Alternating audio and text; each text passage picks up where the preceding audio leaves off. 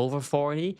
I guess it's time to launch a project. I met this 47-year-old female who made $50,000 with no email list, no tech setup, and only 13,000 subscribers on YouTube. And then I adapted her approach, not thinking too much of it, tried it out myself, and made $40,000 in a single weekend. To be fair, 2 weekends to be honest, but majority in one weekend. And for those of you who don't know me, I've launched many projects, exhibited throughout the world, won tons of awards, patented my work. And if you are sitting on decades of experience that you could turn into gold, then this system will change everything for you. Let me tell you what happened so that you can simply copy paste this entire thing. 12 months ago, the world collapsed on me. I made a couple of investments. I lent some money to people who were in trouble. Then the government came in, knocked at my door, demanded some money. And on top of all of that, my car broke down and I needed 5K for repairs on that thing. And so I instantly felt broke as fuck. Now, technically speaking, to be transparent, I have investments that I could have deployed, so I wasn't actually broke, but it felt like I was broke. And the stress that went through my body felt like I was broke because I don't want to take assets for these silly little things.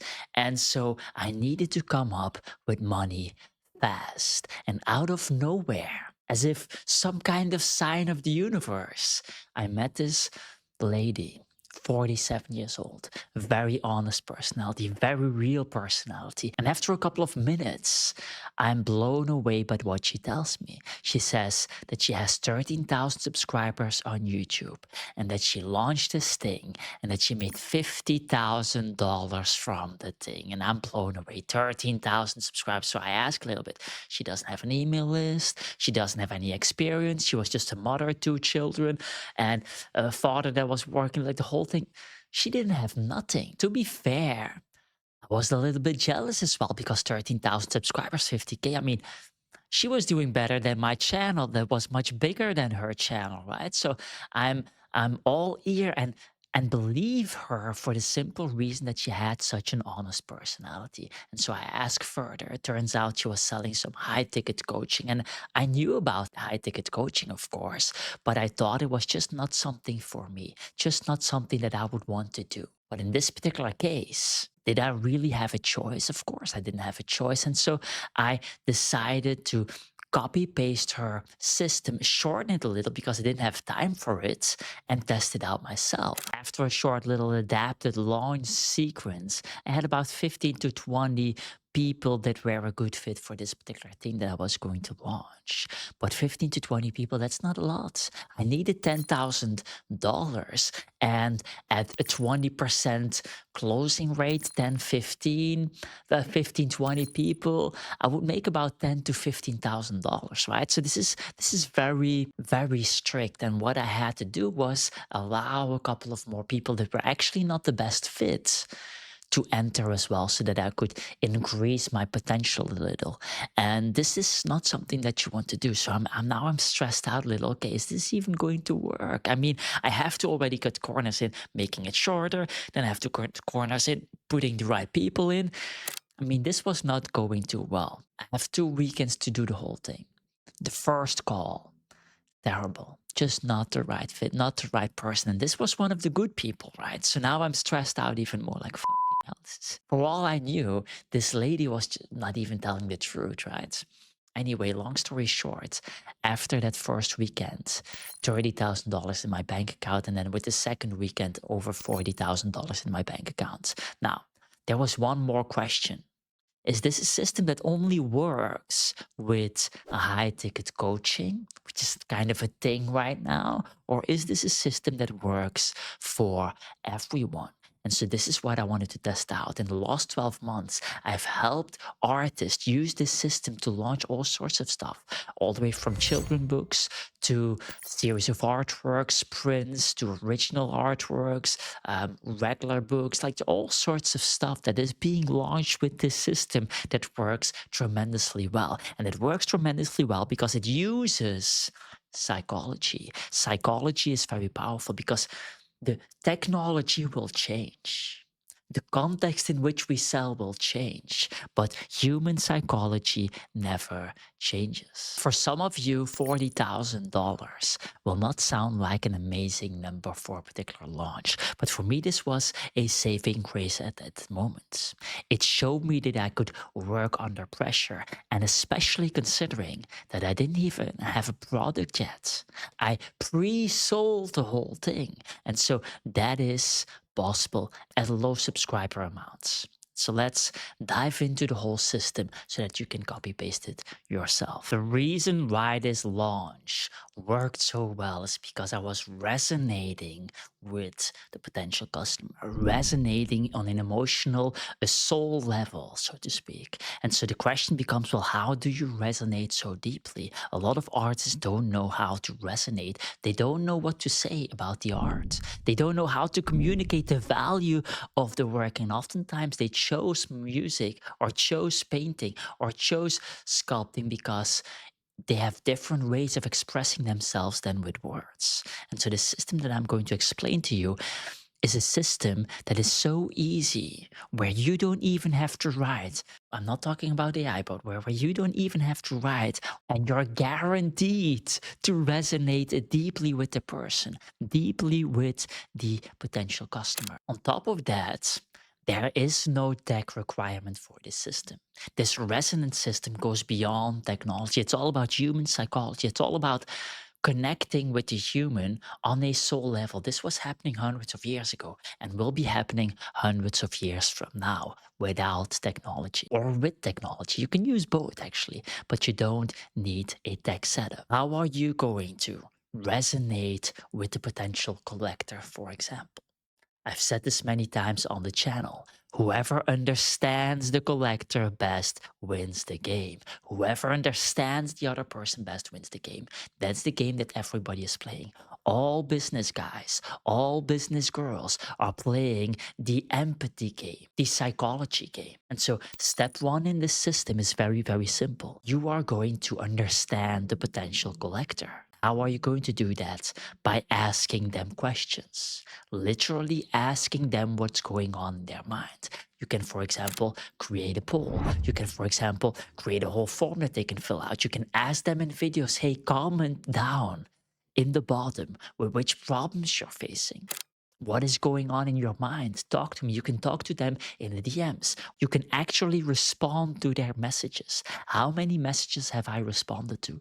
Thousands and thousands and thousands, probably tens of thousands of messages by now. With my own hands, with my own brain, not with AI, not copy pasting a message into GPT and then asking GPT to respond because that would be missing the point. That's what dumb people do. Dumb people try to go faster with AI and they skip over the most important thing, which is understanding humans. If you are skipping over the understanding humans part, no matter how much AI you are going to use, you will absolutely fail. The most important part is to understand other humans. And so now that you have all of those questions in various ways, you make a file of all of those problems, all of the pain points, all of the things that ruminate through their minds. You phrase it in a way that they said it, ideally verbatim how they said it, so that you have the exact words that they use. What does all of this mean on a practical level? Let me just give you one example. You can take any of the ones that I've mentioned, but let me give you one practical, specific example. You can ask, let's say you have 5,000 followers on Instagram. You can ask your 5,000 followers to fill out a form where you ask them the following three questions. Question number one. Have you ever collected art or been interested in collecting art? Question number two. What type of art do you collect and why do you collect that type of art? Question number three. What does collecting art mean for you and how does it improve your life? Now you get answers. And you can ask them to fill out this form in various videos, various posts. You perhaps ask them 3, 4, 5 times. 3, 4, 5 times with 5,000 subscribers or 5,000 followers, you will get 100, 150 responses, or perhaps 70 responses, 80 responses. The amount of responses is not that important. A couple of things are happening here that are very important. Number one, you are identifying among your followers who are interested in collecting, because all artists are constantly complaining, I have so many other artists in my following and I'm actually trying to reach collectors, but I reach all of these other artists. It doesn't work like this. That's bullshit. A lot of other artists are in fact also collectors, and a lot of the people that you think are other artists are not necessarily other artists, but are potentially beginner collectors or advanced collectors that have been following you. And so now with these questions, you identify who the collectors among your followers are. Very important. Most of you don't know that because you've never asked. You've simply never asked. Anyway, what else do you know? Well, you know why they are collecting. You know important psychological elements here, why they are collecting and what problems they are trying to solve. Now remember, if you have 40, 50, 60, 70 responses, this is very good.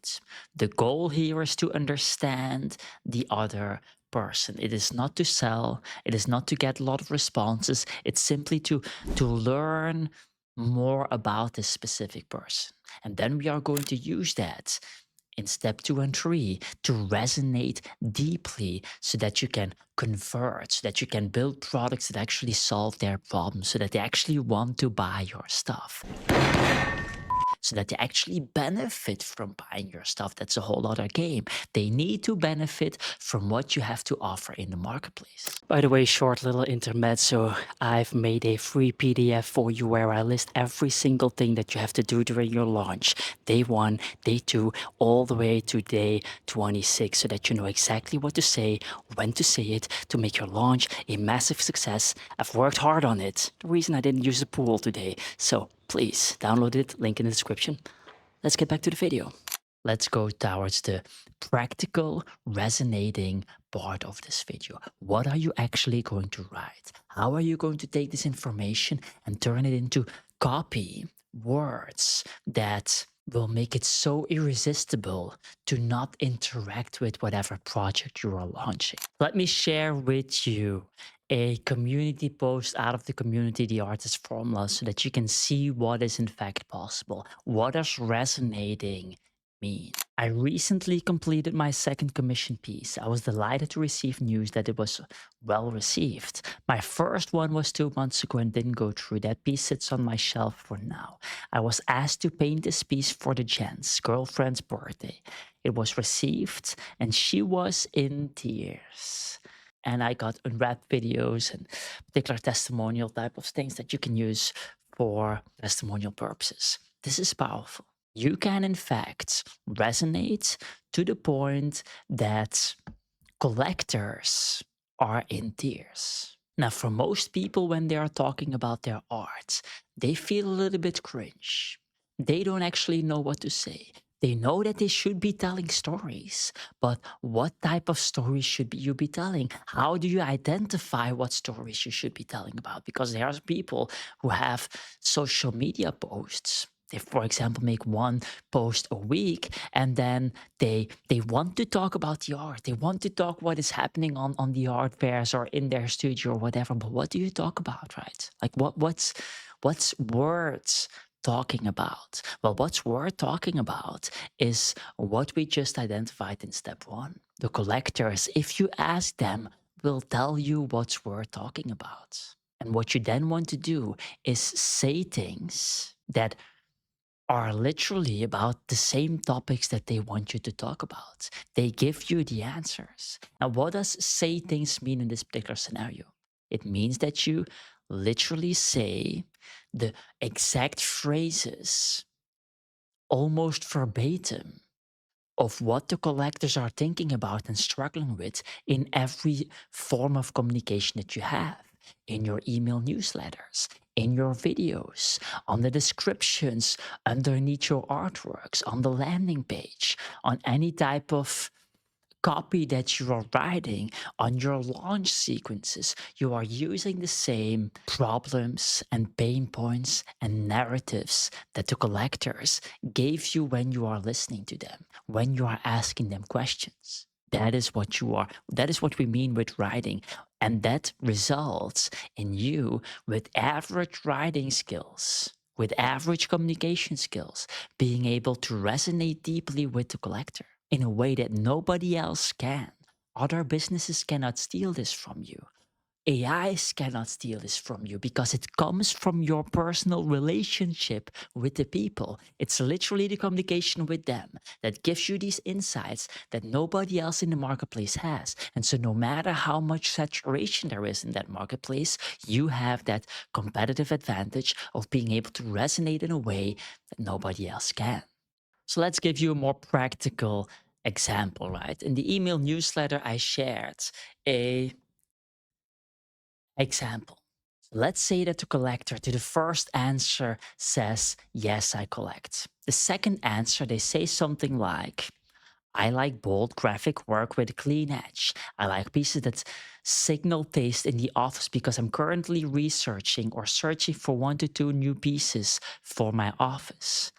I like them to be memorable so that people remember doing business with me. I also like them to have something that is strange without drawing too much attention to itself so that they are great conversation starters. So don't want to draw attention, great conversation starters, remembering my business, so being a little bit memorable to some extent. Like, okay, great.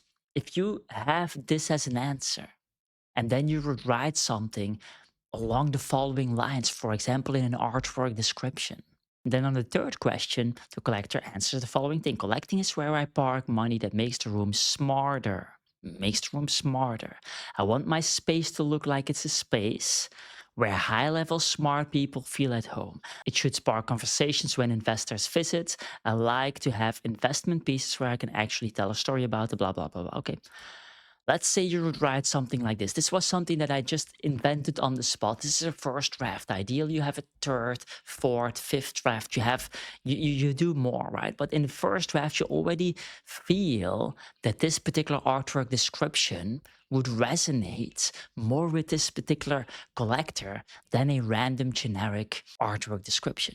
Let's say your description would look like this: bold art that is modern and clean and built to make the room feel smarter. So we literally use the same thing: built to make the room feel smarter. By adding geometric lines and numbers, it almost feels like the drawing board of Einstein. By using soft colors and lots of white space, it blends into any environment. So collector says something that they don't want it to grab too much attention. You say blends into any environment. It's literally the same thing, right?